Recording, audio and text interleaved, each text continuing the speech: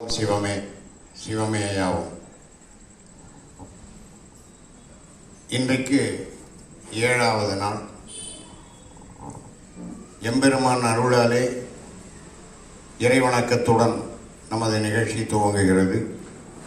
இறைவணக்கம் பாட செயலாளர் சாமி கோவிந்தராசன் அவர்களை அழைக்கிறேன்.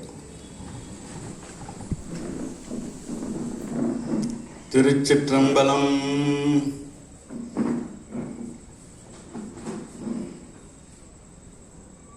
பிடியதன்னூறு ஊமை கொளமுகு கரியது வடிகொடுதனதடி வழிபடும் அவரிடர் கடிகணபதி வர அருளினன் மிகு கொடை வடிவினர் பயில் வலி வலமுறை இறையே.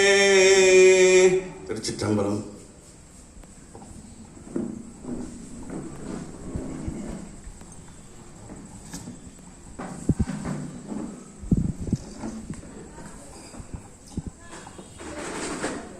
நம சிவய நம சிவய ந சிவய நம வய நம சிய நம சிவ.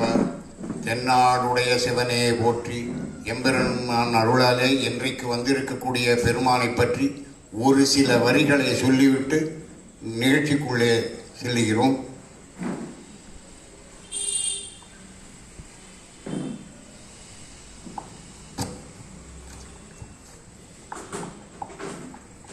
சைவத்திரு எஸ்.ஆர். கண்ணன் அவர்கள், சர்வோதயம் கண்ணன் என்று செல்லமாக அழைக்கக்கூடிய இவர் சிட்லப்பாக்கத்திலே இருக்கிறார்.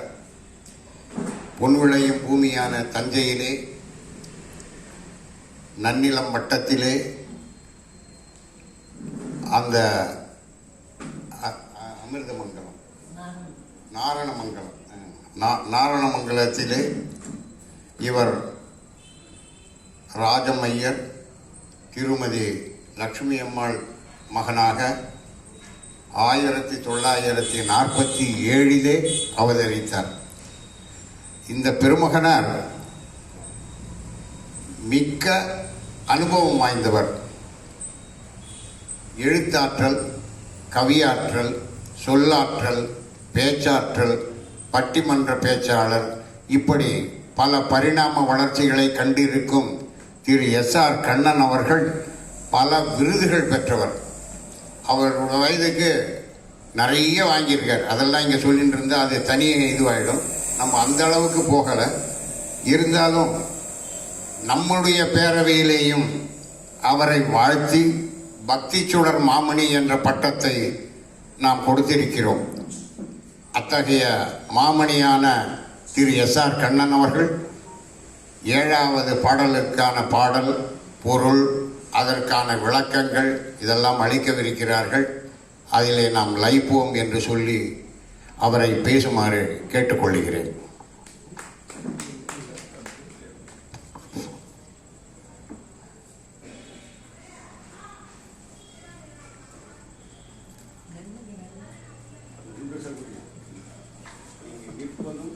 அமர்வதும் உங்களுடைய எண்ணங்கள்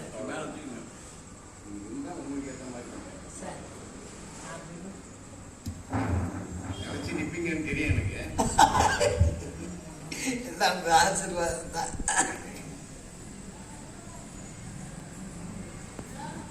திருத்தொண்ட தொகையில் சிவனடியார்களை வாழ்த்துன மாதிரி இங்கே வந்திருக்கிற சிவத்தொண்டர்கள் அனைவருக்கும் என்னுடைய மனமார்ந்த நன்றி அறிதலையும் வணக்கத்தையும் தெரிவித்துக் கொள்கிறேன். ஐயா ஈசன் நேசன் அவர்களா இல்லை ஈசனுக்கு நேசனா இருப்பவர்களா பார்க்கும்போது 2 விதத்திலும் இவர் ஈசனிடத்திலும் ஈசன் இவரிடத்திலும் பேரன்பு வைத்திருப்பது நன்கு புறப்படுகிறது. எல்லா வழிபாட்டிலும் சிவபெருமானுடைய வழிபாடு என்பது மிக ஒரு உயர்ந்த வழிபாடு. அது பாக்கியம் இருக்கிறவர்களுக்கு தான் அது கிடைக்கும். எல்லாருக்கும் சிவ வழிபாடுங்கிறது கிடைக்காது. அந்த சிவ வழிபாடு கிடைச்சதுன்னு சொன்னாலே அவர்கள் இறைவனுக்கு சமீபத்தில் இருக்கிறார்கள் என்றுதான் எண்ண வேண்டியிருக்கிறது. என்றும் உன் இணையடிகள் சிந்தனையில் நிலைத்திருக்கும், என்றென்றும் உன் கருணை துணையாகி தொடர்ந்து வரும். மனம் என்னும் சோலையிலே உன் மதிமுகமே மலர்ந்து வரும். தமிழமுத கவிதை மனம் தடையின்றி ஓடி வரும். இன்றனை வருத்தும் இன்னல்கள் கலைந்தோடும், நன்மனமும் உயிரன்பும் நாடெல்லாம் விளைவாகும். அன்னையும் அருள்மலையால் அவனியெல்லாம் நலமாகும். அன்னை மாழையன் கண்ணியே, மகமாயியே, சர்வ மங்களாம்பிகை சமேத தர்மலிங்கேஸ்வர சாமி சன்னதியிலே இத்தகைய ஒரு அருமையான நிகழ்ச்சி நடைபெறுகிறது என்பதை எண்ணும் பொழுது பெருமகிழ்வு அடைகிறேன்.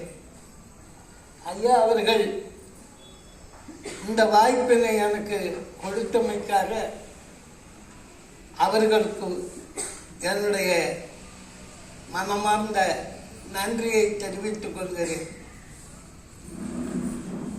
மாதங்களில் நான் மார்கழி என்று மாதவன் சொன்னான். ஆக இந்த மார்கழி மாதம் என்பது ஒரு புனிதமான இறை வழிபாட்டுக்கு உரிய மாதமாக இது விளங்குகிறது. அது மாத்திரமல்ல, இன்னைக்கு சங்கடகர சதுர்த்தி, பொன்னம் விட்டாலும் புதனம் விடாது என்று சொல்லக்கூடிய புதன்கிழமை. இந்த நல்ல நாளில் நாம் திருவெம்பாவை பாடல் என்ன நமக்கு சொல்லுகிறது என்பதை மனதில் நிறுத்தி அதை ஏற்றுக்கொண்டு நாம் செயல்படுவதற்காகவே இங்கே கொண்டு இருக்கிறோம். மனக்கடலிலே ஆழத்திலே அமர்ந்து கிடக்கின்ற மனோன்மணிகளை ஒன்று திரட்டி சர்வ மங்களாம்பிகை தாயாருடைய பொற்பாத கமலத்தில் நான் சூட்டி மகிழ ஆசைப்படுகிறேன்.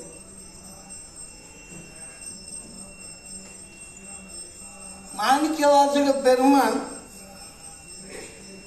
போற்றியன் வாழ் முதல் ஆகிய பொருளே என்று சொன்னார்.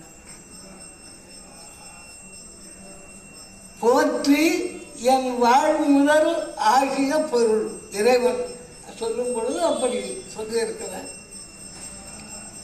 ஏன் அப்படி சொன்னார் என்று ஆய்ந்து பார்த்தால் முதல்ல அவர்தான். அதனாலதான் அதை போற்றியன் வாழ் முதல் அப்படின்னு சொன்னார். முதல் இல்லாம எந்த காரியமும் நடக்காது. வாழ்க்கைக்கு முதல் வேணும், வணிகத்துக்கு முதல் வேணும். இந்த முதல் இல்லாமல் எதுவும் இயங்க முடியாது. அதனால தான் இறைவனை சொல்லும் பொழுது கூட போற்றியன் வாழ் முதல் ஆகிய பொருளே என்று சொல்லியிருக்கிறார். ஆக முதலாக இருக்கின்ற இறைவனை வணங்கி அந்த இறைவனை வழிபடும் போது நாம் என்ன செய்கிறோம் அங்கிறது தான் இதில் முக்கியமான விஷயம். ஒன்றை சொல்லிக் கொள்வேன். ஐயா, இத்தனை பேர் இருக்கோம், இத்தனை பக்தர்கள் இருக்கிறோம், வயசானவங்க இருக்கிறோம், இத்தனை பேர் இருக்கும்போது இவங்களெல்லாம் விட்டுவிட்டு இந்த சின்ன பெண்கிட்ட இந்த பாடலை மாணிக்கவாசக பெருமான் ஏன் சொன்னார்? பாரதி எப்படி சொன்னாங்க, ஓடி விளையாடு பாப்பான்னு சொன்னாங்க, பாப்பாவுக்கு சொன்னது மாதிரி மணிவாசக பெருமானும் பெண் குழந்தைகளுக்கு தான் இந்த உபதேசத்தை சொன்னார். ஆண் குழந்தைகளாக இருந்தால் அவர்களுக்கு பிரம்ம உபதேசம் அப்படின்னு சொல்லி ஒரு உபதேசம் செய்வாங்க. அதே மாதிரி வேற்று மதத்தில் ஞான ஸ்நானம் என்று ஞான ஸ்நானம் கொடுப்பார்கள். இன்னொரு மதத்தில் ஒரே ஒரு கடவுள் தான் என்று சொல்கிற ஒரு இதை வைத்திருக்கிறார்கள். இப்படி இருக்கும் பொழுது ஏன் பெண் குழந்தைகளை பார்த்து சொன்னார்கள்னு சொன்னா, கண்ணுக்குள்ளார இருக்கிற விழிக்கு பேரு பாப்பா. அதனாலதான் பெண்களை பாப்பான்னு சொல்றது. கண்ணே கண்மணியே அப்படின்னு சொல்லும் பொழுது இந்த பாப்பான்னு சொல்லுகிறது என்னன்னா, பாப்பா இல்லாம உலகத்தை காண முடியாது. ஆண்களாக இருந்தால் அவர்களுக்கு மந்திர உபதேசம் அதெல்லாம் செய்வார்கள். ஒரு முக்கியமான நிகழ்ச்சியை பார்க்கும்போது அது எந்த காலத்தில் பாடப்பட்டது, இன்னும் இருக்கிற கம்ப்யூட்டர் சயின்ஸா அது மாதிரியா அப்படி இல்லை. அந்த மாணிக்கவாசகர் காலத்தை நினைச்சு பார்த்தா நல்ல ஒரு குடும்பம், நல்ல ஒரு சந்ததி இதை உருவாக்கணும்னு சொன்னால் பெண் குழந்தைகளை தான் சரி பண்ணணும். அந்த பெண் குழந்தைகள் சரியா வந்துட்டாங்கன்னா சமுதாயமே செழிப்படைஞ்சு. இன்னொன்று,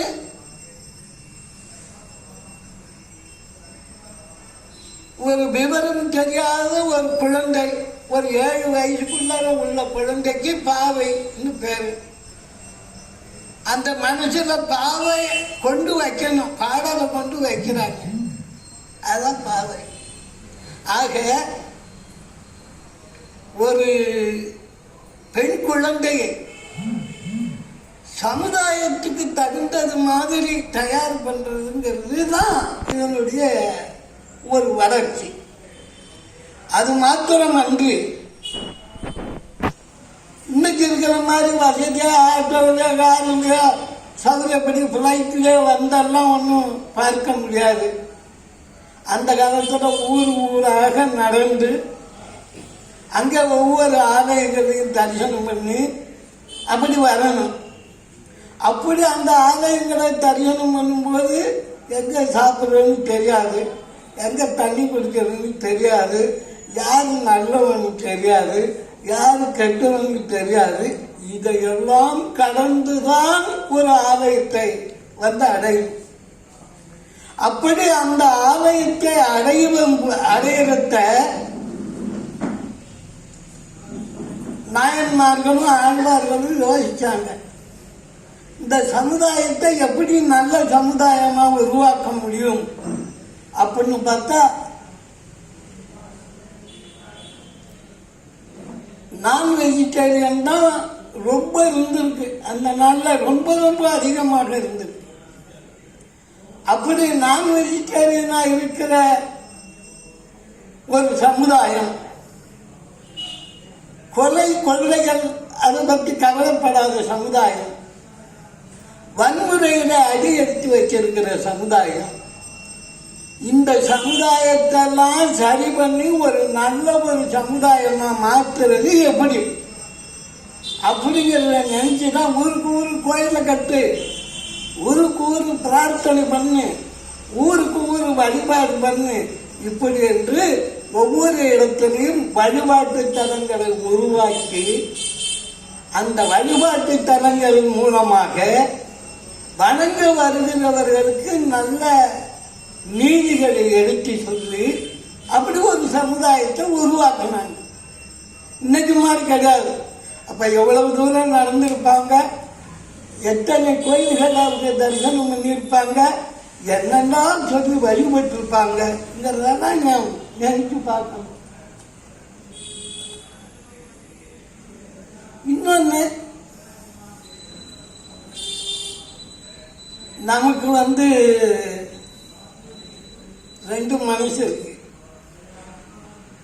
ஒரு மனசு நல்ல மனசு, ஒரு மனசு கெட்ட மனசு. கெட்ட மனுஷன்னா ரொம்ப கடுதலாக எண்ணம் இல்லை, ஆனால் இருந்தாலும் நல்ல பாதையை விடுத்து வேற மாற்று பாதையில் செல்கிற மனம் நமக்கு எல்லாருக்குமே இருக்கு. அதெல்லாம் கிடையாது, நான்லாம் கரெக்டாக 100க்கு 150 நான் நல்லவன், நான் ஒரு தப்புமே பண்ண மாட்டேன் அப்படின்னா நம்ம சொல்லிக்கலாம்.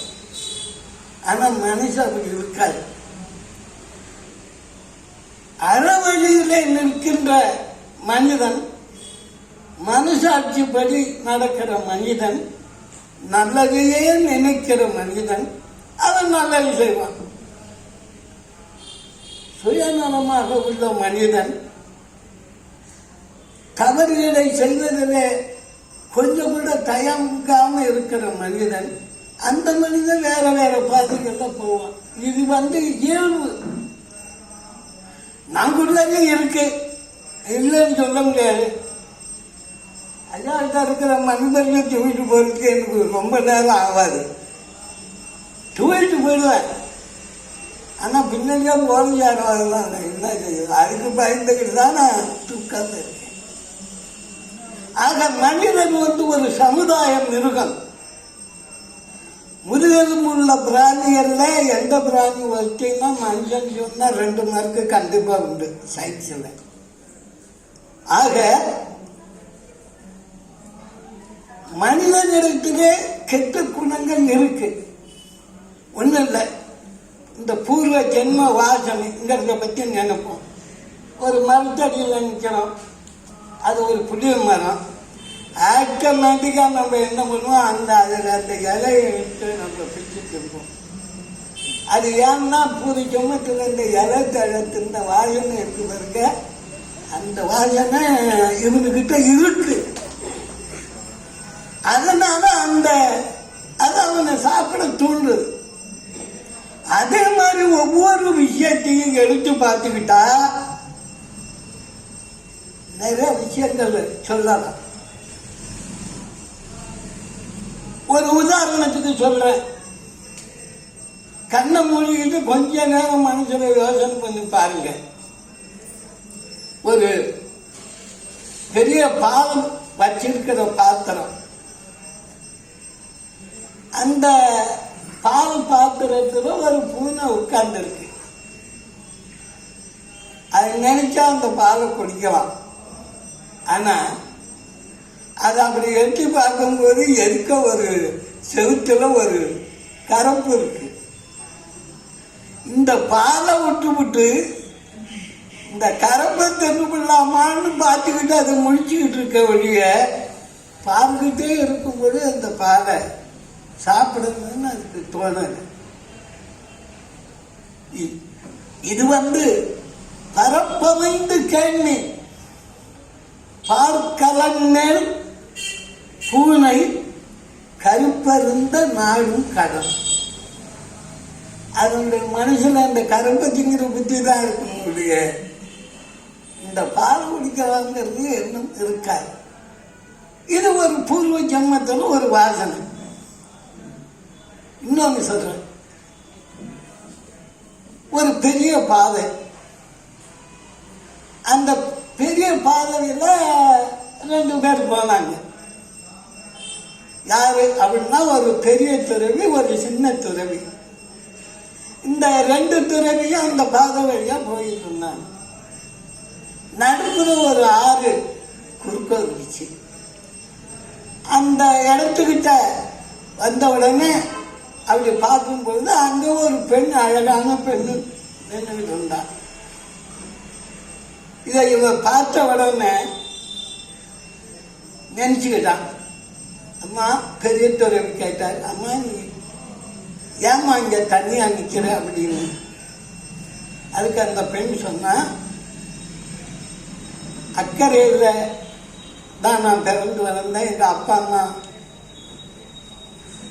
என்னை அந்த ஊரில் கற்றுக் கொடுத்தாங்க. நான் எங்கள் வீட்டுக்காரர் வந்துட்டு போகிறதுக்குள்ளர எங்கள் அப்பா அம்மாவை பார்த்துட்டு இங்கே வந்துடணும்னு நினச்சேன். இங்கே வரும்போது தண்ணி குறைச்சலாக இருந்தது. ரிட்டர்ன் வரும்போது பார்த்தீங்கன்னா தண்ணி ரொம்ப அதிகமாக இருக்கு. என்ன செய்யணும்னு தெரியல, தவிச்சுக்கிட்டு இருக்கேன். இதுக்காம்மா கவலைப்படல, நான் ஒன்று அழைச்சிட்டு போகிறேன், வா கவலைப்படாது அப்படின்னு சொல்லி அந்த பெண்ணோட கையை பிடிச்சிக்கிட்டு அந்த ஆற்றை கிராஸ் பண்ணி அந்தங்க கொண்டு போய் விட்டுட்டார். இதெல்லாம் சின்ன சாமிக்கு ஒரு குழப்பம். வயது பிள்ளைய கூட நம்மளாம் வயதானவங்க நம்பக்கூடாதுன்னு இதான் சொல்கிறாங்க இருக்கு. அந்த பொண்ணு அப்படி சொன்னாரா, ஏன் நீயும் பிடிச்சிக்க ஐயா பிடிச்சி அழைச்சா அந்த விடுன்னு சொன்னாரா? இவரும் நின்றுக்கிட்டு போய் அந்த பொண்ணு கையை பிடிச்சி அழைச்சிட்டு போனாங்க. அப்படி மனசுக்குள்ளார ஒரு குழப்பம். கொஞ்சம் தூரம் போயிட்டான். போனாலும் மனசு கேட்கல. ஒரு நாளாக ஒரு சந்தேகம். என்னப்பா சந்தேகம் சொல்லுங்க. அதுக்கு அவர் சொன்னாரு, இந்த பொண்ணு கையை பிடிச்சி அரைஞ்சிட்டு வந்தீங்கன்னா அப்போ உங்கள் மனசு எப்படி இருந்தது? உடனே சொன்னாங்க, நான் இக்கரையில பிடிச்சி அக்கறையில கொண்டாந்து விட்டுருக்கேன் அந்த கையை. அந்த கையை இன்னும் அடங்கி பிடிச்சிக்கிட்டு இருக்க, அந்த கையை விட்டுருவாங்க போது. அப்ப என்ன எண்ணம்? நம் மனதுக்குள்ள எந்த எண்ணம் பதிந்திருக்கிறதோ அந்த மனம் நம்முடைய செயல்கள்ல பிரதிபலிக்கும். ஆனா என்ன, நாம் ஏன் நல்லவர்களாக இருக்கோம்னா ரெண்டு விதத்தில் நல்லவர்களாக இருக்கிறோம். டிசையர் ஆஃப் லவ், இல்லைன்னா ஃபியர் ஆஃப் பனிஷ்மெண்ட். இது ரெண்டுல தான் நம்ம யோக்கியமா இருக்க முடியும். நம்ம யோக்கியமா சொல்ல தெரியாது. ஏன் அப்படின்னா அதற்கான வாய்ப்பு இல்லாத வரைக்கும் நம்ம நல்லவர்களாக இருப்போம். நம்ம அம்மா, நம்ம அப்பா, நம்ம தங்கச்சி அப்படின்னு சொல்லும்போது, நம்ம பிள்ளை அப்படிங்கும்போது டிசையர் ஆஃப் லவ் நம்ம அதில் இருப்போம். ஆனால் இப்போ ஐயாவிட சொன்னாங்க, நான் இந்த பல்ல தூக்கிட்டு போகலாமான்னு பார்த்தா அது ஃபியர் ஆஃப் பனிஷ்மெண்ட். நான் தூக்கிட்டு அந்தந்த போடுவேன், வாசல்ல இருக்கிறவங்கல்ல பின்னாடியே வந்துடுவாங்க. ஆக மனித மனத்திலே இவ்வளவு விஷயங்கள் இருக்குது. அப்புறம் இன்னொன்று, காசுக்கு போகிறோம். இங்கேருந்து போகும்போதே ஐயா சொல்கிறாங்க, காசுக்கு போறியா, போயிட்டு வா, உனக்கு பிடிச்சதை விட்டுடு அப்படின்னு சொல்லி சொல்கிறாங்க. காசுக்கு போய் என்னை பிடிச்சதை விடுன்னா என்னக்கிட்ட இருக்கிற போட்டி, பொறாமை, சுயநலம், நயவஞ்சகம், துரோகம் இச்சிட்டு இருக்கா, இதெல்லாம் இருக்க, இந்த மனசுக்குள்ள இருக்க, அவைகளை எல்லாத்தையும் விட்டுடு. அதுதான் ஒன்றும் பிடிச்சிருக்கு. அந்த பிடிச்சிருக்கிறத விட்டுடு, நல்ல விஷயங்களை நீங்கள் எடுத்துக்கொண்டால் சரியாக இருக்கும். ஆனால் நம்ம செய்கிறது எவனுமே சாப்பிடாத காயா ஒரு காயை பார்த்துக்கிறது. என்ன காய் உனக்கு என்ன காய் பிடிக்கும், எனக்கு பாருக்காய, அப்ப பாருக்காய விட்டுருவோம்.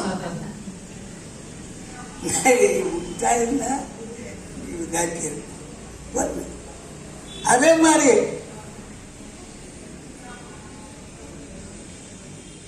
பணத்தை கண்டுபிடிச்சான். பண்டமாற்றா எடுத்துக்கிட்டு போகிற பணத்தை இங்கேயும் அங்கேயும் வச்சுக்கிட்டு இந்த நெல்லையும் அதையும் வச்சுக்கிட்டு வியாபாரம் பண்ணிட்டு கிடந்தவன் பணமாக இருந்தால் நோட்டாக இருக்கு வச்சுக்கலாம்னா நம்ம பையன் உடனே அதை வட்டிக்கு விடலாம். அப்போ சொல்லி இவர் கண்டுபிடிச்சிக்கிட்டு இவர் வச்சுக்கிட்டு அப்படி எவைகள் நல்லவைகளோ அவைகளை நம்முடைய சுயநலத்துக்காக நம்ம வைத்துக் கொள்கிறோம். ஆனா நல்லவங்க மாதிரி இருக்கும். நம்ம மூஞ்ச பார்த்தா ஒருத்தன் தப்பு சொல்ல முடியாது, அவ்வளவு ஜோரா இருப்போம். ஆனா மனதுக்குள்ள எவ்வளவு விஷயம் இருக்கு, இல்லைன்னு சொல்ல முடியாது. இது என்னன்னா மனிதனுக்கு இது இயல்பான மனத்துல இருந்து நல்ல மனதுக்கு நம்ம வரணும்னா நல்ல விஷயங்களை எல்லாம் நம்ம செய்யணும். சரி, எல்லாம் சரி. இதை ஏன் இந்த குழந்தைகள்கிட்ட சொல்றோம் அப்படின்னா, நாங்கள்லாம் சின்ன குழந்தையா இருக்கும் பொழுது விளையாட்டு பொருள்கள் இங்க இருக்கிற வயசானவர்களுக்கு தெரியும். சின்ன அருவாமனை, சிற்பல் தட்டு, ஒரு வெங்கல பானை, இந்த மாதிரியான மரத்தில் செஞ்சு ஒரு அருவாமனை இதெல்லாம் இருக்கும். இந்த பொருள்களை எல்லாம் கொடுத்து விளையாட சொல்லுவார்கள். ஒரு நல்ல ஹவுஸ் ஒய்ஃபை உருவாக்குறது தான் அப்போ ஒரு லட்சியமா இருந்தது. இப்ப அது இல்லை. இப்ப வாழ வேண்டிய நிர்பந்தம் வந்து விட்டதுனால நம்ம உத்தியோகத்துக்கு போகிறோம். என் பொண்ணாடியே நான் பேரு சொல்லி கூப்பிடுறதை விட நான் வேலை பார்க்குற இடத்துல என் பொண்ணாடியே பேரு சொல்லி ரொம்ப சந்தோஷமா கூப்பிடுறான். தவறுன்னு சொல்லலை.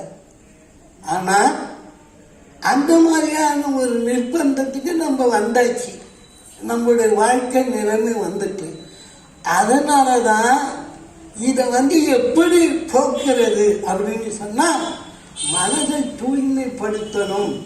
மனம் தூய்மையானா எல்லாம் சரியா வரும். அதுக்காக சொன்னா மனத்துக்கு மாசிலனால அனைத்தரன், நீ வேற ஒண்ணு தர்மம் அதெல்லாம் அப்புறம் வச்சுக்க. முதல்ல மனசுக்குள்ளார தப்பு இல்லாமல் நம்ம சரியா வந்துட்டோம்னா எல்லாமே சரியா வந்துடும். அப்படி வருவதற்கு இந்த பாவை மனம் இருக்க, அது உடனே ரைட்டா பிடிச்சுக்கும். சின்ன குழந்தை, அதுக்கு வேற எதுவும் தெரியாது. அதான் சொல்லிச்சேங்க, பாப்பா ஒரு பட்டு பாவாடையும் சட்டையும் போட்டு நம்ம கண்ணுக்கு எதுக்க வரும்போது அந்த ஈஸ்வரியா வர்றது மாதிரியான ஒரு சந்தோஷம், அவருடைய சிரிப்பு அதெல்லாம் இருக்கு. என் மகளே, அடுத்த ஜென்மத்தில் உனக்கு பிள்ளையாவோ உன் வயிற்றுல நான் திறக்கணும்னு சொல்லுகின்ற அளவுக்கு பாசத்துல நாங்கள் இருக்கிறோம். அப்படி இருக்கக்கூடிய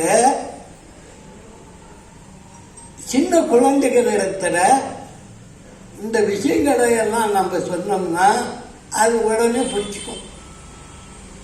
அது அந்த வயசுல அதான் சொன்னேன், பிரம்ம உபதேசம்னு இந்த வேற எண்ணங்கள் வராதப்ப எப்படி பூணூல போடுறோமோ அது மாதிரி வேற எண்ணங்களை வராம சின்ன குழந்தையாக இருக்கும் பொழுது இறை வழிபாட்டை நம்ம சொல்லிக் கொடுத்தோம்னா அந்த இறை வழிபாடு நல்ல எண்ணங்களை நோக்கி நம்மளை நகர்த்தி கொண்டு போகும்.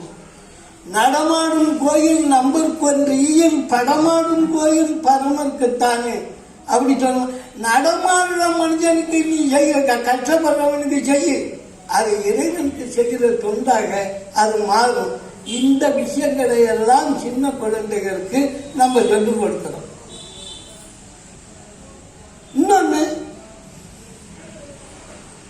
இந்த குழந்தைய அதையும் இந்த பூணூல் போடுறவங்களுக்கு சொல்றாங்க, அந்த ஜாதிக்காரங்க பார்ப்பான்னு சொல்றாங்க. பார்ப்பான்னா என்ன? சுவிச்சன், ரெக்கை திறப்பு உள்ளவன். தாயினுடைய வயிற்றுட முட்டையா பிறகுது, முட்டையா பிறந்தது அப்புறம் குஞ்சா பிறகு, இது ரெண்டு பிறப்பு இருக்குது. அது மாதிரி சின்ன குழந்தையாக இருக்கிறான். பிரம்ம உபதேசம் பெற்றவுடனே பிரம்மம்னா என்ன என்பதை உணர்ந்து கொள்கிறான். அல்லர் பழனத்து அறக்காம்பது வாயவிழ வெள்ளம் தீப்பட்டதன வரி இப்புள்ளி நந்தம் கைக்கிரகா பார்ப்பொடுக்கம் கருவை உடைத்தரோ நச்சிலைவே போக்குவதை நான். என்ன ஒரு பெரிய குளம் இருக்கு. அந்த குளத்துல நிறைய சேப்பு தாமரைகளும் சேப்பு அள்ளிகளும் மலர்ந்து இருக்கு.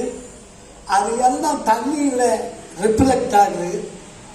அப்ப வெள்ளமும் தீப்பற்றதுன்னு வரி அந்த இடத்துல குஞ்சுகளோட இருக்கிற தாய் பறவை பார்க்குது. அதான் தண்ணியில நெருப்பு பத்திட்டு போஇருக்குன்னு கத்துன்னு ஒன்றும் ஒரு சவுண்டு கொடுத்தோம்னா இந்த குஞ்சுகள்லாம் அதை சேர்த்து ஒதுக்கிது.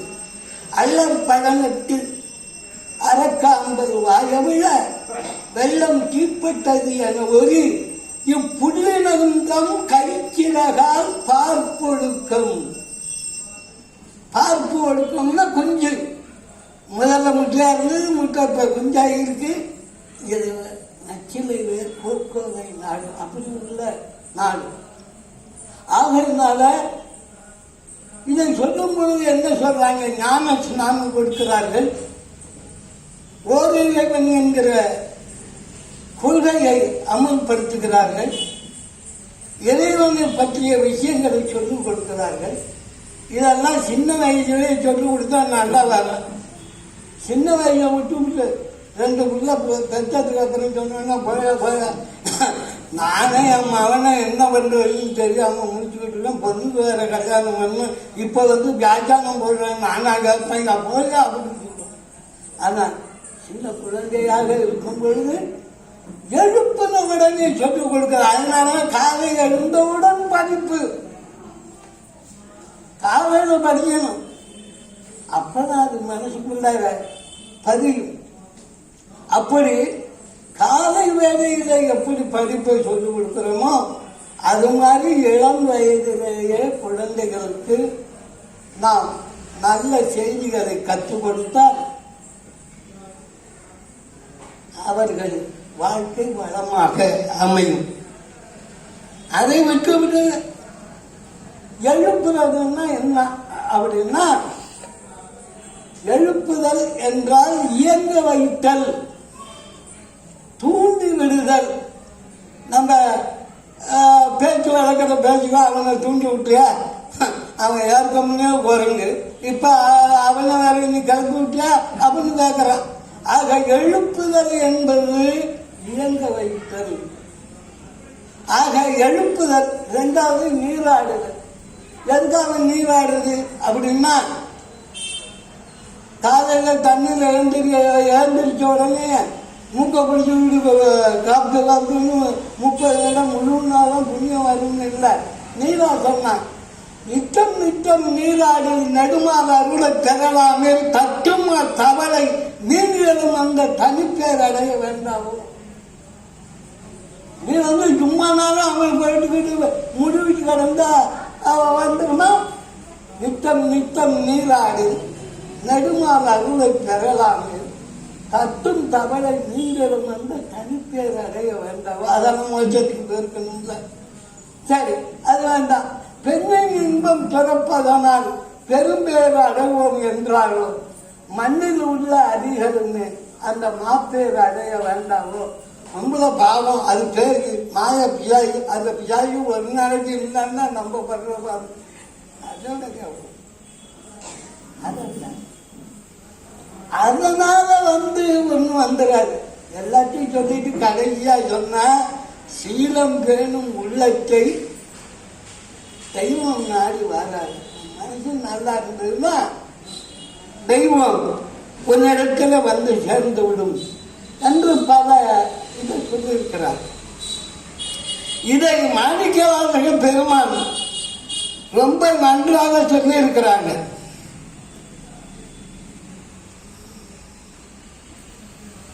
முத்தன்ன வெண்ணகையாய் முன் எதிரெழுந்து என் அத்தன் ஆனந்தன் அமுதன் என்று அழுறி திட்டிக்க பேசுவார். இந்த பாட்டு 5வது பாட்டு. இந்த ஆளு மறந்துட்டு இந்த பாட்டை சொல்லுவாங்க, அங்கே அந்த பாட்டுக்கு வந்துடுவேன். ஏன்னா இந்த பாட்டுல என்ன சொல்லி இருக்கோம். முத்தன்ன வெண்ணகையாய் முன் எதிரெழுந்து என் அத்தன் ஆனந்தன் அமுதன் என்ற அழுறி திட்டிக்க பேசுவார், கடை தருவார். அதுக்கு அந்த உள்ளுக்குள்ள இருக்கிற குழந்தை சொல்றா, பத்துடையில் ஈசன் பல அடியில் பாங்குடையில் புத்தடியும் புன்மை தீர்த்து ஆட்கொண்டால் போதாதோ எத்தோவின் அன்புடைமை எல்லாமும் அறியோனோ சித்தம் அழகியார் பாடாரோ நம் சிவனை சொல்லி நீ வாழா கிடத்தியா இத்தனையும் வேண்டும் எமக்கோரோ என்பார். தூங்கிக்கிட்டு இருக்கா அந்த குழந்தை, அதில் எழுப்பணும். தூங்குற எழுப்புறதுதான் முக்கியம். நம்ம ஒன்று சாமி கும்பிட்டுட்டா போறாது. சமுதாயமே சாமி கும்பிடணும், சமுதாயமே பண்படணும், சமுதாயத்திலே வரணும். இதை எல்லாத்தையும் கூட்டி வச்சு தான் கோயிலில் தானம் பண்ணு, தர்மம் பண்ணு, ஏழைக்கு இறக்கப்படு, இந்த மாதிரியான நல்ல உபதேசங்களை ஒன்று ஒன்றா சொல்லி கொடுக்குறாங்க. வெறுமனே சாமி மாத்திரம் கும்பிடுறதில்ல. ஆனால் அதோட நல்ல பண்புகளையும் சின்ன வயசுலேயே அந்த குழந்தைகளுக்கு அதை சொல்லிக் கொடுக்கிறாங்க. அது மாத்திரம் அல்ல, இன்னொன்று அப்படின்னா, முதல்ல ஒரு இதை மாணிக்க வாசக பெருமான் எப்படி சொல்லி இருக்கிறாருன்னா,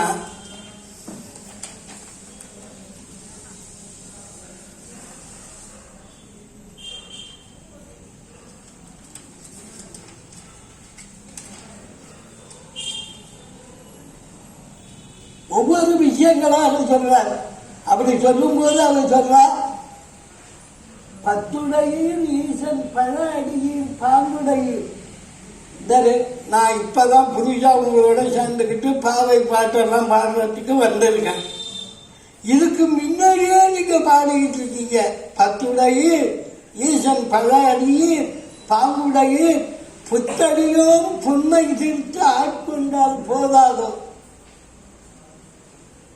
நான் புதுசா வந்திருக்கிறேன், எனக்கு ஒரு மன்னிப்பு கொடுக்க கூடாதா?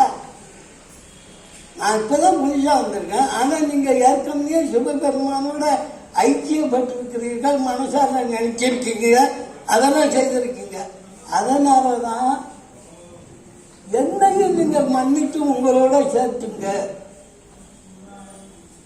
புல்லாகி பூண்டாய் பொழுவாய் மரமாகி பல் விருகமாகி பறவையாய் பாம்பாகி கல்லா மனிதராய் பேயாய் கணங்களாய் வல்லசுரராகி முனிவராய் தேவராய் செல்லாம் இந்த இத்தாவர சங்கமத்தில் எல்லா பிறப்பும் பிறந்துடைத்தேன் என் பெருமான். நெய்யவும் பொன்னடிகள் கண்டிங்கு வீடுற்றேன். உயன் உள்ளத்தில் ஓங்காரமாய் நின்ற வெய்யா விமலா வெடிப்பாகா வேதங்கள் ஐயா என ஓங்கி ஆழ்ந்தகின்ற நுண்ணியனே. வெய்யாய் தனியாய் ஏமான நான் விமலா பொய்யாயினவெல்லாம் போயகல வந்தது. நெய்ஞானமாகி மிடுகின்ற நெய்ச்சுடரே, எஞ்ஞானம் இல்லாத இன்பப் பெருமானே, அஞ்ஞானம் தன்னை அகழ்விக்கும் நல்லறிவே.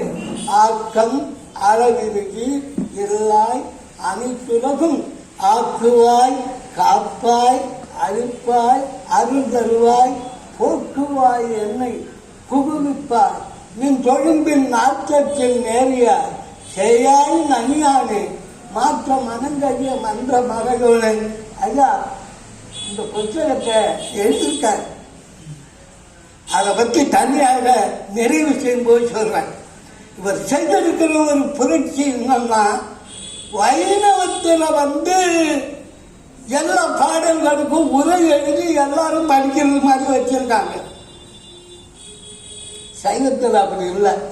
அதை நோக்கப்பாவது இது உண்மையாகும் என்னவென்று நீங்கள் சொல்ல இயலாத அப்படி இப்படி போட்டு கண்மையான தமிழ்ல ரொம்ப தலைவலி 2 சாரதானோட ஒரு பாட்டை படிக்கிற மாதிரி இருந்தது. புண்ணியவா தர்ம புண்ணியவா எதுக்காக கையெழுத்து கும்பிடும். அப்படியே செலவெல்லாம் பிரிச்சு இந்த இலக்கியங்களை படிக்கக்கூடிய ஒரு நல்ல வாய்ப்பை, நல்ல நூல்களை எல்லாம் சொல்லியிருக்காங்க. இதோட சொல்லி,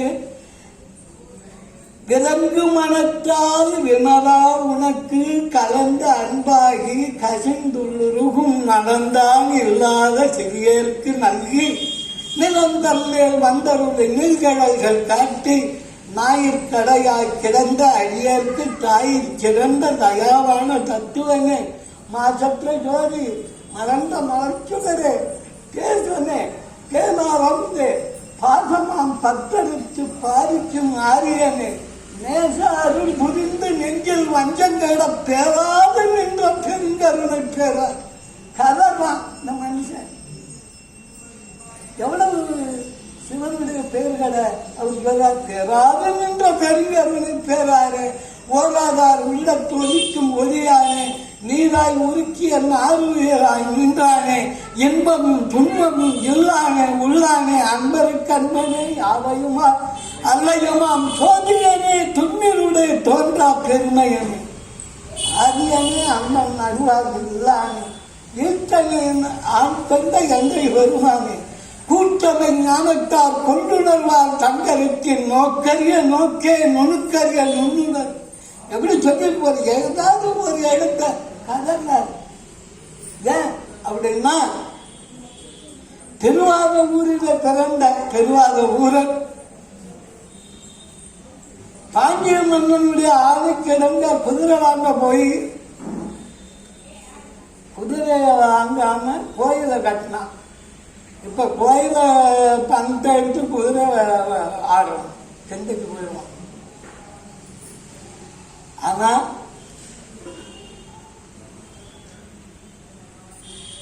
குதிரை வாங்க வச்சிருந்த பணத்தை கோயிலை கட்டி இதால சமுதாயம் முன்னுக்கு வரும் என்று சொல்லி அதற்காக மாணிக்கவாசக பெருமான் அதை செஞ்சார். ஆனா அவருக்கு என்ன நினைப்பு தெரியுதா? இறைவனுக்கு எந்த ஆத்மாவெல்லாம் இப்படி கலந்து அடையுத இது எத்தனை வருஷம் இந்த மாதிரி பொண்டாட்டி பிள்ளை இதையே சொல்லிக்கிட்டு என்ன செய்வான்? கடைசி அந்த வாழ்க்கையில இருந்து மீண்டு வர முடியாம தவிப்பானே இவன் நான் நம்ம பக்கத்தில் அழைச்சிக்கணும் அப்படின்னு இறைவன் கடந்து தவிக்கிறான். அந்த இறைவன் கடந்து தவிக்கிறதுனாலதான் மாணிக்க வாசகர்கிட்ட சொன்னா நீ என்னோட வந்துற அப்படின்னு சொல்லி கேட்டார். அப்ப அவருக்கு அவ்வளவு தூரம் போகல. அதனால அவர் என்ன பண்ணாரு? இல்லை நான் இங்கே கண்டுட்டார். அவரும் மற்ற சிவனடியார்களோட போயாச்சு. அப்பதான் இவரு நினைச்சு பார்த்தார், விட்டுட்டோன்னே கோட்டை விட்டுட்டோன்னே நல்ல பொழுதையெல்லாம் தூங்கி கெடுத்தவர்கள் நாட்டை கெடுத்ததுடன் தானும் கட்டார். சிலர் அல்லும் பகலும் கதல் அல்லாதிருந்து விட்டு அதிர்ஷ்டம் இல்லை என்று அலட்டிக் கொண்டார். விழித்து கொண்டோரெல்லாம் பிழைத்து கொண்டார். எதை வேணாலும் முடிச்சுக்கிட்டு இருக்காங்க. நல்லா படிச்சான்னா பாஸ் பண்ணிவிடுவான், நல்லதை சிந்தனை பண்ணா முன்னேற்றத்துக்கு வந்துடுவான், எல்லாம் நடக்கும். ஆனா படிச்சுக்கிட்டு தூங்கினாங்க என்ன வரும்? ஒன்றும் வராது. ஆனால் அப்படி தூங்காமல் விழித்துக் கொள்வதற்கு திருவம்பாவை உதவி செய்திருக்கிறது. அதோடு மாத்திரமல்ல, எழுப்பி விடுவது, எழுப்பி விட்டதுக்காக உபதேசம் சொன்னது. இது ரெண்டையும் அது செய்கிறது. அதனாலதான் திருப்பதி எழுச்சி திருவம்பாவை.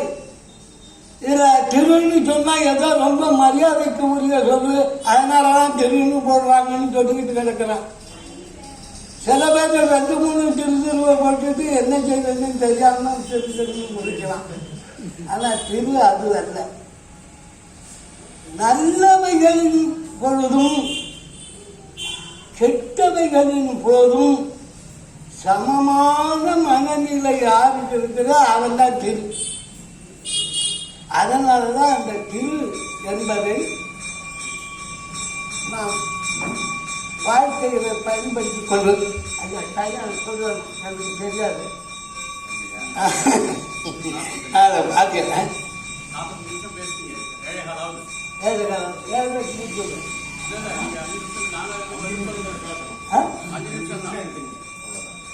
5 நிமிஷமா?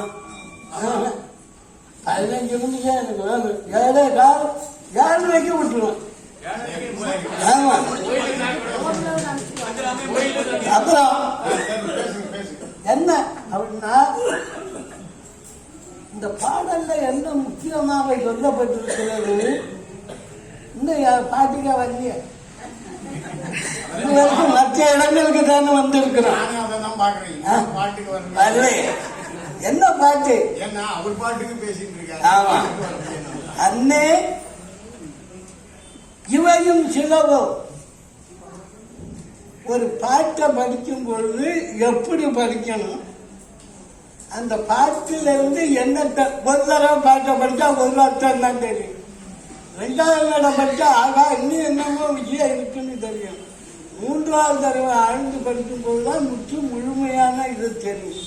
அதனால அந்த பொண்ணுகிட்ட சொல்றா, அண்ணே எம்எல்ஏ இவையும் சிலவோ. இப்ப நாங்க சொல்லிக்கிட்டு இருந்தேங்க, என்ன முத்தன்னம் என்ன காய் சொன்னேன், உன்னை பற்றி உன்னுடைய பல்வரிசையை பற்றி சொன்னேன், பாலும் தேனும் இருக்கிற மாதிரி சொன்னேன், இதெல்லாம் சொல்லிவிட்டு ஆதியும் அந்தமும் இல்லாதவன் அப்படி சொன்னேன், அவன் ஜோதின்னு சொன்னேன், இப்படி எல்லாம் சொன்னேன். இத்தனை சொல்லிவிட்டா இதோட முடிவு போல. அண்ணே இவையும் சிலவோ பல அமரர் உன்னருக்கு அறியான். பல பேரு பல பெரிய தேவர்களுக்கு கூட சிவபெருமான் யாருன்னு தெரியல. உன்னருக்கு அறியான் ஒருவன், அவன் ஒருத்தண்டாய அப்படின்னு சொல்ல, நிறைய பேர் இருந்தாங்க என்ன சொல்றான், அவன் ஒருத்தண்டாய மனுஷன் அப்படின்னு சொல்றான். ஏன்னா அவ்வளவு உயர்ந்த பண்புகள். அது மாதிரி உன்னற்கரியா இருந்தீரான் சின்னங்கள் கேட்ப சிவன் என்றே வாய் திறப்பாய்.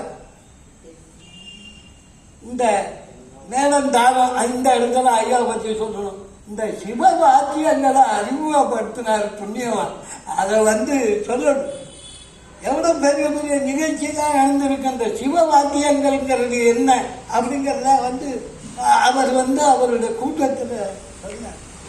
சின்னங்கள் கேட்க சிவன் என்றே வாய் திறப்பாய்.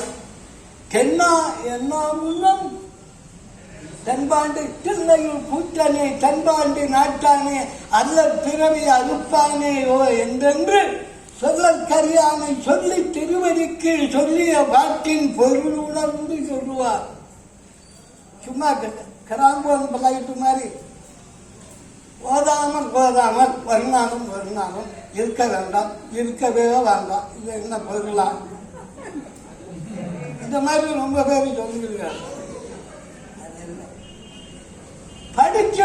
படிக்கும் போதுதான் என்ன சொல்லி இருக்காருங்கிற தெரிந்து கொண்டு அதனுடைய பயனை நுகர முடியும்.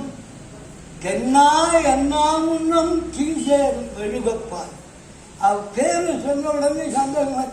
அம்மா அப்படின்னா இந்த குழந்தைக்கு என்ன சொல்லணும், ஆகா நம்ம அம்மா எப்படி இருந்தா அடா கண்ணிலே நிற்கிற அப்படின்னு. அப்படி தென்னா என்னாமுன்னும் கீசேர் மெழுகப்பார் அப்படி இறைவா அப்படின்னு சொல்லும் பொழுது அப்படி இருக்கும். சொன்னேன் கேள். இது மாத்திரமல்ல, என்னானை என்னரையன் இன்னமுது என்று எல்லோரும் சொன்னோம் கேள். வண்ணஞ்ச பேதையர் போல் வாழா கிடக்கியார் என்னே துயிலை பரிசு எல்லோரும். ஆக இதுதான் தூக்கம்னு நினைச்சுக்கிட்டு நீ தூங்கிட்டீங்கன்னா மறுபடியும் முழிச்சுக்க முடியாது. நீ முழித்து கொண்டிருக்கும் போத விழித்து கொண்டோரெல்லாம் பிழைத்து கொண்டார். எங்கிருந்து வந்தது? இங்கிருந்து வந்ததுதான். விழித்து கொண்டோரெல்லாம் பிழைத்து கொண்டார். உன்போர் கோட்டை பொருட்டை விட்டோரெல்லாம் கோட்டை விட்டான். நம்ம கோட்டை விட்டவங்க அப்படின்னா அண்ணே இவையும் சிலவோ பல அமரர் பல பேருக்கே தெரியல. அப்படி இருக்கிற ஒருவன் எதுவும் செய்தான், அவன் செய்வார்கள். பொண்ணுக்கு யார் சீர் வருஷம் கொடுக்குறாங்க தெரியுங்களா? பொண்ணு பொருள் நகை நட்டு எல்லாம் கொடுக்குறாங்க. அப்படி கொடுத்தா அவங்களுக்கு திருப்தியே இல்லை. இல்லைன்னாலும் கூட எழுதி வைக்கிறாங்க. அவள் தங்க பாத்திரம், அவன் புருஷன் வீட்டில் தங்குகின்ற பாத்திரம். அதனாலதான் அது தங்க பாத்திரம். இதெல்லாம் சிம்டம்ஸா சொல்லுங்க. பொண்ணு கொடுக்குறவங்க லேசாக நினைச்சுக்காது. அவன் தங்க பாத்திரம் தான். அப்படி இருக்கும்போது பார்வதியை சர்வ மங்களாம்பிகையே கல்யாணம் பண்ணிட்டாருன்னா எப்படி? அதான் இவன் செய்கிறான். என்ன அணை என்ன ரயில் அதெல்லாம் சொல்லிட்டு சொல்றாரு சிவபுராணத்தில். சொல்லிய பாட்டின் பொருள் உணர்ந்து சொல்லுவார் செல்வர் சிவபுரத்தில் உள்ளார். அப்படி ஒவ்வொரு பாடலுக்கும் பொருளை தெரிந்து கொண்டு அந்த பொருளை சொன்ன அதுதான் அந்த பாடலை ரசிப்பது. அதுதான் இறைவனுக்கு நான் அழைச்சி போவேன். இதில் நம்ம ஆள் என்ன செஞ்சிருக்கான் தெரியுமா? என் சாமி வேற உன் சாமி வேற. என் சாமி காலில் உன் சாமி உண்டாரா இல்லையா? உன் சாமி காலில் விடுறதுக்கு முன்னாடி என் சாமி உன் சாமியை என்ன பண்ணாரு தெரியுமா? இப்படி சண்டை போடுகிறான். நீ சண்டை போட்டுக்கிட்டு அந்த சாமி வச்சு இந்த சாமி எல்லா சாமியும் ஒரு சாமி தான். நம்ம மாத்திரம் அசாமி அது சாமி. எப்படி அதை இதை சொல்லுகிறான் அப்படின்னா, கம்பராமாயணத்தில் சீதையை கண்டுபிடிக்கிறதுக்காக ஒவ்வொரு இடமா போறாங்க. அப்படி போகும்போது தென் திசை பக்கமாக நீங்க போகணும்னு ஒரு குரூப் ஆஃப் பீப்புள அனுமன் அங்கதன் இந்த மாதிரி உள்ளவர்கள்லாம் அனுப்புறாங்க. அப்படி அனுப்பும்போது என்ன செய்கிறான்?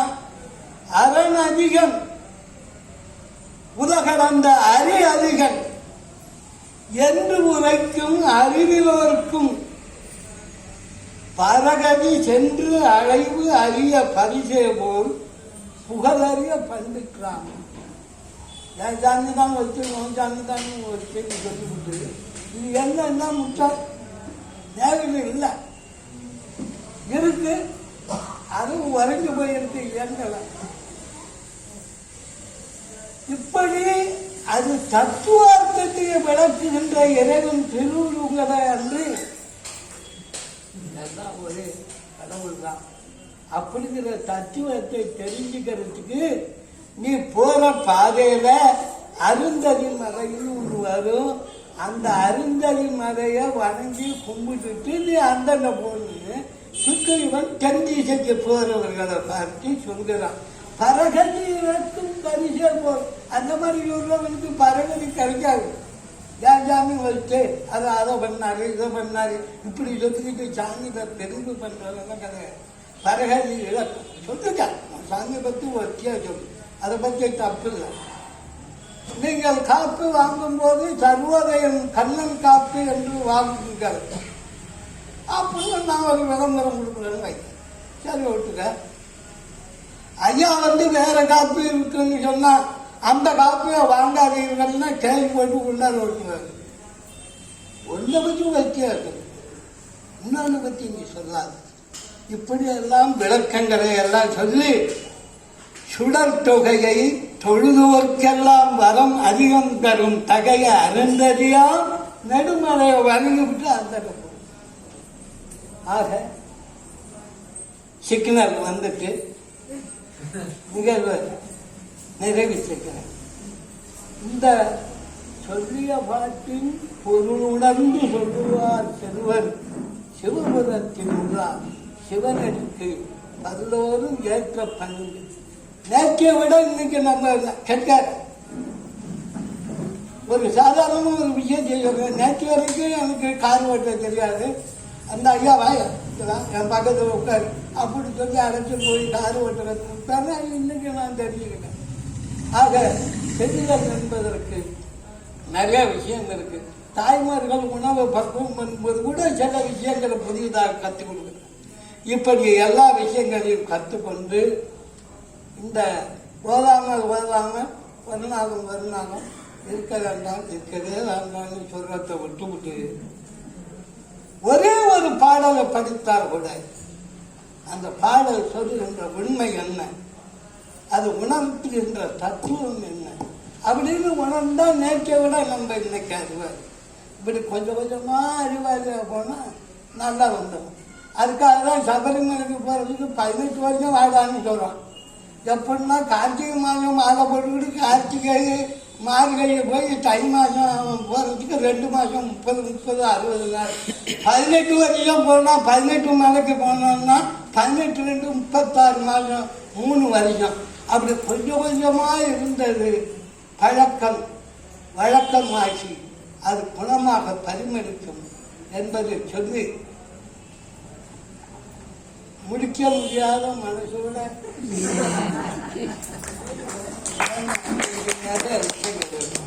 அனைவருக்கும் நன்றியும் வணக்கம் சொல்லி, ஐயா அவர்களுடைய புத்தகங்களை பற்றி சொன்னால் அதை சொல்றதுக்கு விட்டுருக்கேன். நிறைய புத்தகங்கள் வந்திருக்கு, அதெல்லாம் வாங்கி படிங்க. ஆனந்தவெல்லாம் கொண்டு தாங்க அதெல்லாம் படிச்சுக்கிட்டு போகிறத விட்டுவிட்டு, போன வாரம் நெட்டி வண்டியில் என்ன போட்டான்னு தெரியுமோ, நான் கேட்கறதுக்கு விட்டு விட்டேன். ஹலோ சொன்னதெல்லாம் விட்டுட்டு புத்தகங்களையெல்லாம் வாங்கி படித்து பயன் பெற்று சமுதாயத்தை உயர்த்துவதற்கு நாம் நம்முடைய பணிகளை செய்வோம் என்பதை சொல்லி முடிக்க முடியாத மனதோடு முடித்துக் கொள்கிறேன். நன்றி. நன்றி ஐயா. முடிக்க முடியாமல் முடித்தவரே, நீங்கள் சரியாகவே முடித்திருக்கிறீர்கள். எண்ணியதை முடித்திருக்கிறீர்கள், பேசியதை முடித்திருக்கிறீர்கள். எங்களுக்கு நாங்கள் கொடுக்கறது 30 நிமிடம் இந்த இடத்திலே. நான் உங்ககிட்ட ஐயா கிட்ட நான் முதல்ல சொன்னேன். அப்படி சொன்னாலும் சொல்ல வந்ததை சரியாக மக்களுக்கு போய் சேர்க்க வேண்டும் என்ற ஆவல் அவரை, நீ என்ன சொன்னாலும் சரி நான் சொல்லிட்டு தான் போவேன் அப்படின்ற அளவில் ரொம்ப அழகா சொல்லியிருக்காரு. ஆனா இன்னும் அவர் என்ன சொன்னாரு, இப்போ விட்டா அவரோட நானும் பேசிடுவோம் போல் இருக்கு. அதனால நான் அந்த அளவுக்கெல்லாம் போல. இதுல ஒரு வரி வருது, நான் சிவனை பற்றி சொல்லி இருக்கோம், நீ 6 நாளா வந்துட்டு இருக்க, இன்னைக்கு 7 நாள் ஆச்சு, எங்க கூட நீ வந்துட்டு இருக்க, சிவனை பத்தி அத்தனை சொல்றோம், நீ நல்லா அழகா வந்து கேட்கும் போது அழகா கேட்கிற, போய் தூங்குறிய, நீ பேதை பண்புவால தூங்குறியன்னு தான் அதுல வார்த்தைகள் வருகிறது. அப்போ பேதை அப்படின்னா என்ன, அது எந்த பருவம் அப்படின்னு நம்ம தெரிஞ்சுக்கணும். அதுக்காக ஒரு சுருக்கமான ஒரு இதை மட்டும் இந்த இடத்துல போட்டிட்டு காமித்து விட்டு நான் என்னுடைய முடிச்சுக்கிறேன். 4 நாளா கணக்கு போடுங்க. நம்ம சினிமாவில் சொல்ற மாதிரி 8 போடுறது அது வேற, இது 4 நாளா கணக்கு போடணும். 4 வயசு வரைக்கும் இருக்கக்கூடிய ஒரு பெண்ணுக்கு குழந்தை என்று பெயர். பெண் குழந்தை பிறந்தது, ஆண் குழந்தை பிறந்தது, 4 வயசு வரைக்கும் இருக்கிறதெல்லாம் குழந்தைன்னு தான் சொல்லுவாங்க. 8 வயசு அடுத்த 4வது போனா பேதை. 8 வயசுக்குள்ள என்ன தெரியும், இப்ப இருக்கிறவங்க கம்ப்யூட்டரை நோண்டி அது உள்ள இருக்கிறத கேட்டு என்ன மாதிரி இருக்கவங்களுக்கு ஒன்றும் தெரியல, நான் கொடுத்தா தான் நான் போட்டு தரேன்னு சொல்ற அளவுக்கு அவங்க சிறந்திருந்தாலும் அவர்கள் பேதை தான். அந்த பேதையை விட்டுட்டு அடுத்தபடியாக இருக்கக்கூடிய 4 கூட்டினா 12 வயசு. 12 வயது வரை அவர்களுடைய பருவம் பெதும்பை. 12ஓட 4 கூட்டுங்க 16, அதாவது ஸ்வீட் 16. 16ன்னா மங்கை பருவம். அந்த மங்கை பருவத்தை தாண்டி 20 வரைக்கும் இருக்கிறது மடைந்த பருவம். இந்த மங்கை பருவத்தில் இருப்பவர்களும் பேதும்பை பருவத்தில் இருக்கிறவங்களும் தான் இந்த மடந்தை பருவத்திலே இருக்கிறவர்களும் தான் அந்த இதுல திருவீதியில வந்து திருக்குளத்திலே நீராடி சிவனாரை போய் சேவிக்கிறது எதுக்கு, நம்முடைய சந்ததிகள் நன்றாக இருக்கணும்ன்றது ஒரு இடம், நமக்கு அழகாக திருமணம் ஆகணும், நல்ல கணவன் வரணும், பக்திமானாக இருக்கணும் அப்படின்றதெல்லாம் வச்சுட்டு போறதுக்காக தான் இதெல்லாம் இருக்கும். 20லிருந்து ஒரு 4 கூட்டினா 24 அறிவை, அதாவது அறிந்து கொண்டவர்கள்னு அர்த்தம். அறிவைன்னா இந்த இடத்துல நீங்க வேற மாதிரி நினைக்க வேண்டாம். அறிவை அப்படின்னா அறிந்து கொண்டவர்கள். அதுக்கப்புறம் 28 இன்னொரு 4 கூட்டி 32 இது வரைக்கும் தெரிவை, முழுதும் தெரிந்தவர்கள். அதுல அந்த வயசாகி போச்சு 32 வயசானா அவங்களுக்கு எல்லாம் தெரியும்னுவாங்க. அந்த தெரிவை பருவத்தையும் தாண்டணும். 32 4 36 36லிருந்து 40, அதுக்கு மேல நம்ம போக வேண்டாம். 40 நாய்க்கணும், அது விட்டுணும். அதனால அது பேரு இளம் பெண்ணுன்னு சொல்றோம். அப்ப கூட பெண்ணை குறிப்பிடும் போது கேள்வின்னு சொல்லக்கூடாது, பேர் இளம்பெண். ஆனா அதுக்கு மேல நீங்க போனீங்கன்னா அது முதுமை. அந்த முதுமிக்கெல்லாம் நான் யாருமே கிடையாது. நம்ம இதில் சொல்லி இந்த இலக்கணத்திலையும் இலக்கியத்திலும் அவர்கள் குறிப்பிட்டு பாடல்களை நான் படித்த வரையில இந்த 40 வரையோடு நிறுத்தி விடுகிறார்கள் அந்த பாக்களெல்லாம் சொல்லும்போது. அந்த இதுல பேதைன்னு சொன்னது அதுதான். நீ போய் நான் இவ்வளவு தூரம் சொன்ன அதையும் கேட்டுட்டு நீ போய் தூங்கிட்டு 7வது நாள் உன்னை எழுப்பினாலும் எழுந்து வராதிருக்கியே தாழ்கிறவாய் அப்படிங்கிறது தான் இந்த பாடலின் கருத்தாக இருக்கிறது. அதை அவர் அதிகமா சொல்லி அந்த பொருளெல்லாம் அதிகமும் சொல்லி நம்மளை வியக்க வைத்திருக்கிறாரு. அவருக்கு நன்றியை தெரிவித்துக் கொள்கிறேன். அடுத்து தொடர்வது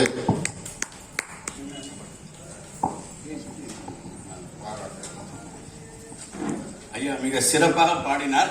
அவர் சர்வோதயம் கண்ணன் என்பத மாதங்களில் மார்கழி என்று கண்ணனை பாடி இந்த கண்ணன் பாட்டெல்லாம் சொல்லி இந்த எக்ஸசைஸ் முன்னாடி வார்ம் அப் பண்ணுவாங்க.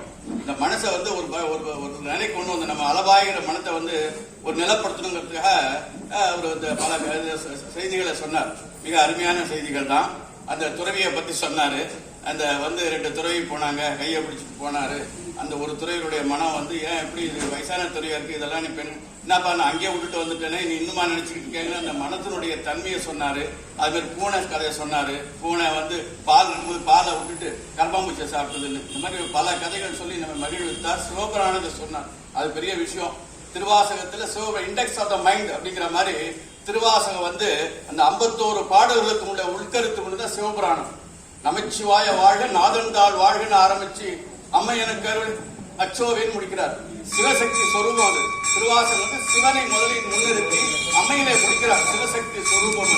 அதாவது சைவ சித்தாந்தத்தில் சொல்லுவாங்க என்னன்னா இருவினை ஒப்பு துரோதன சக்திங்கிறது அருள் சக்தியா மாறினாலும் நம்ம முக்தி கிடைக்கும் அந்த சைவ சித்தாந்தத்தில். அது மாதிரி இந்த அருமையான அந்த 51 பாடல்களுக்கு படிக்கிறதுக்கு மேல அந்த சிவபுராணத்தை படிச்சாலே போதும். சொல்லும் பொருள் உணரணும். பொருள் அறியணும்னு சொல்ல அறிவு மூளையினுடைய உணர்வு மனத்தை சார்ந்தது. சொல்லும் பொருளோ பொருளை பத்தி அங்க சொல்கிறார் சிவபுராணத்தை கடைசி வரிகள். பொருள் உணர்வார் அப்படிங்கிறது பொருள் அறிவார்னு சொல்ல. அது மாதிரி இந்த பொருளை அறிந்து நாம் அந்த திருவாசகத்தை படித்தால் நாம் உயிர் பெறலாம் என்று சொல்லி மிக அருமையான சொற்பொழியாற்ற நம் சர்வோதயம் கண்ணனருக்கு நன்றி சொல்லி மரியாதை செய்கிறார். சிவனை சார்பாக இப்போது மரியாதை செய்கிறார்.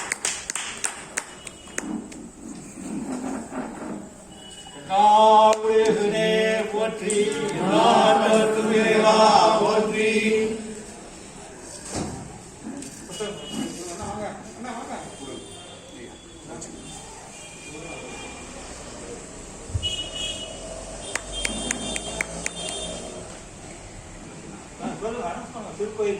கோயில் சார்பாக மரியாதை செய்யப்படுகிறது. உன்னாடை பொறுத்து மாலை சாட்டப்படுகிறது. திருச்சிற்றம்பலம். தென்னாடுடைய சிவனே போற்றி. நாட்டவர்க்கும் இறைவா போற்றி. வாழ்த்துப்படும். வான்மிகில் வழாது பெய்க மணிவளம் சுரக்க மன்னன் கோன்முறை அரசு செய்க குறைவிலார் வீர்கள் வாழ்க நான்மறை அறங்களோங்க நற்றவம் வேண்டி மல்க மேன்மைகள் செய்க நீதி விளங்குக உலகமெல்லாம் மேன்மைகள் செய்க நீதி விளங்குக உலகமெல்லாம். திருச்சிற்றம்பலம். சிவசிதம்பரம்.